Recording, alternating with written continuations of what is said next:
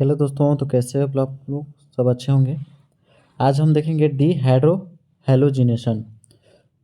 D hydro halogenation यहाँ पर से ये टर्म दो वर्ड से मिलकर बना हुआ है आपका हाइड्रो हेलो। ठीक, एक हो गया हाइड्रो। हाइड्रो का मतलब हो गया आपका हाइड्रोजन परमाणु से हो गया। अब हेलो का मतलब होता है आपका हेलोजन परमाणु। हेलोजन को हम एक्स से डिनोट करते हैं।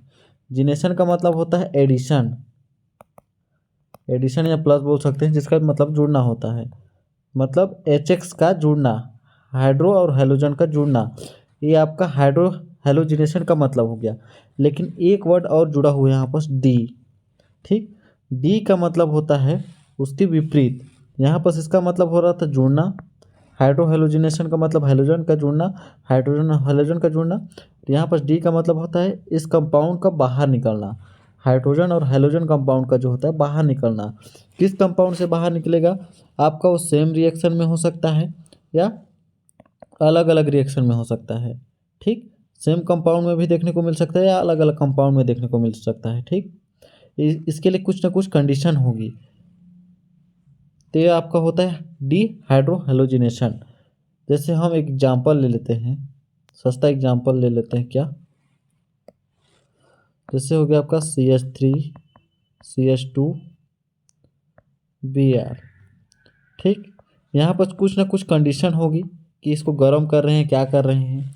तो यहाँ पर देखिएगा, ये आपका कौन सा हो गया? आपका हेलोजन हो गया, हेलोजन परमाणु हो गया। हेलोजन जिसको एक्स से डिनोट किया, एक्स के जगह पे लिखे हैं। ठीक, एक्स मतलब होता है हेलोजन, जिसमें आपका फ्लोरीन, क्लोरीन, ब्रोमीन, आयोडीन, कोई सा भी कंपाउंड आ सकते हैं।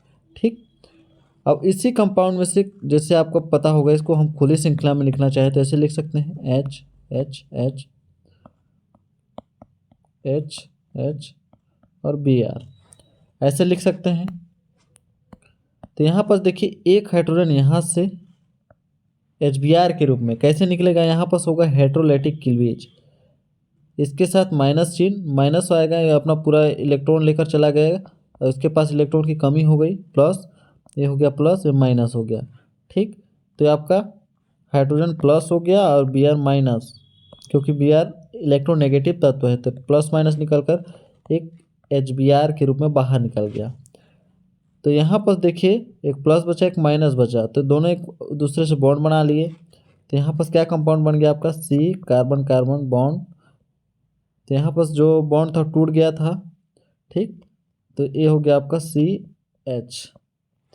तो एक कंपाउंड यहाँ पर बॉन्ड बना लेता है। यहाँ आपको पता होगा कार्बन हमेशा चार बॉन्ड बनाता है। यहाँ पर भी देखिए कार्बन का चार बॉन्ड है, 1 2 3 4। ठीक, यहाँ पर भी देखिए, ये दोनों टूटने के बाद जो नया बॉन्ड फॉर्मेशन हुआ, डबल बॉन्ड बोलते हैं इसको।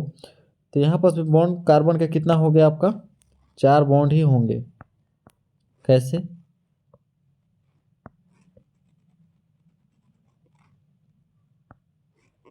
वन टू थ्री फोर, 1 2 3 4, चार बंद हुआ। तो इस प्रकार से आपका compound CH2 double bond CH2 alkene बनता है। किसके निकलने से? आपका डीहाइड्रो हेलोजिनेशन की वजह से। तो इसको हम जब परिभाषा के थ्रू देखेंगे तो और अच्छी तरीके से क्लियर होते जाएगा। आपको समझ में आ गया होगा कि डीहाइड्रोजिनेशन क्या होता है। डीहाइड्रो हेलोजिनेशन, इसका मतलब होता है आपका हाइड्रोजन और हेलोजन का एक साथ बाहर निकलना। ठीक, तो जब हम 300 डिग्री सेल्सियस तक एल्किल हैलाइड, एल्किल हैलाइड का मतलब बोल रहा है आपका RX।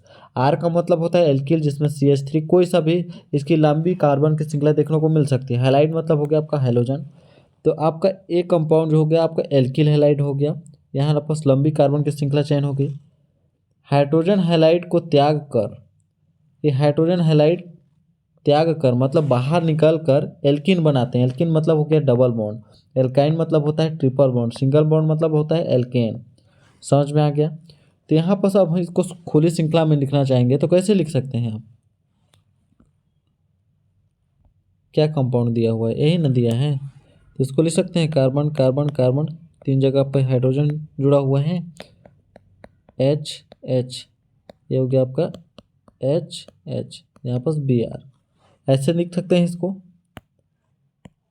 तो यहाँ से हम एक हाइड्रोजन निकाल देते हैं कहाँ से, इस वाले हिस्से से, तो ये बन गया आपका HBr के रूप में बाहर निकल गया। 300 डिग्री सेल्सियस पर गर्म किए हम इसको, तो HBr के रूप में बाहर निकल गया। तो यहाँ पर क्या हाइड्रोलाइटिक क्लीवेज हुई, यहाँ पर माइनस हो गया या प्लस, यहाँ प्लस ये माइनस, हाइड्रोजन के पास प्लस, यहाँ पर माइनस, तो प्लस माइनस एक बॉन्ड यहाँ पर फॉर्मेशन करेगा, तो वही बॉन्ड यहाँ पर फॉर्मेशन हुआ है।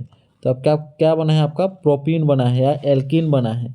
ठीक, HBr के रूप में बाहर निकल गया, आपका क्या निकलेगा, हाइड्रो हैलोजन। ये हो गया आपका हाइड्रो हैलोजन। तो डिहाइड्रो का मतलब होता है इस कंपाउंड से बाहर निकला है, इसलिए इसको डिहाइड्रो हैलोजिनेशन कहते हैं। तो फर्स्ट एग्जांपल आपको देखने को ये मिल जाएगा। आपको इसको समझने की बस देरी है, इसके बाद आप किसी भी रिएक्शन को दे देंगे तो आप अच्छे तरीके से अपने से बना सकते हैं।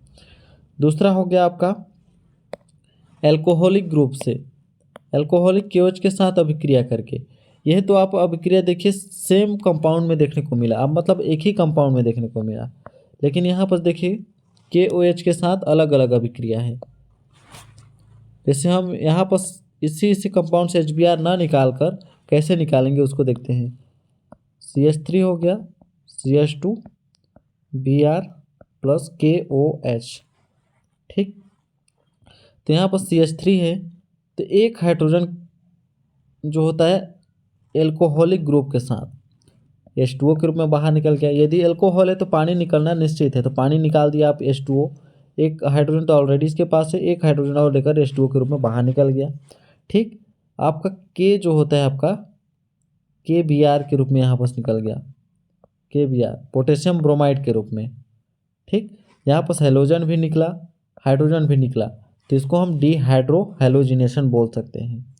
तो इसके बाद क्या कंपाउंड बना आपका, यहाँ पर हाइड्रोजन की संख्या अब 2 रह गई, तो यहाँ पर हो गया आपका CH2 डबल बॉन्ड CH2।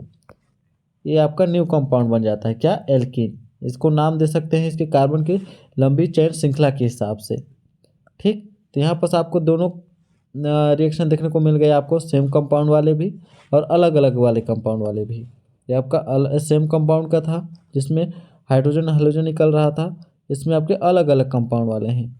तो ये रहा आपका डिहाइड्रोजिनेशन, हाइड्रो हैलोजिनेशन।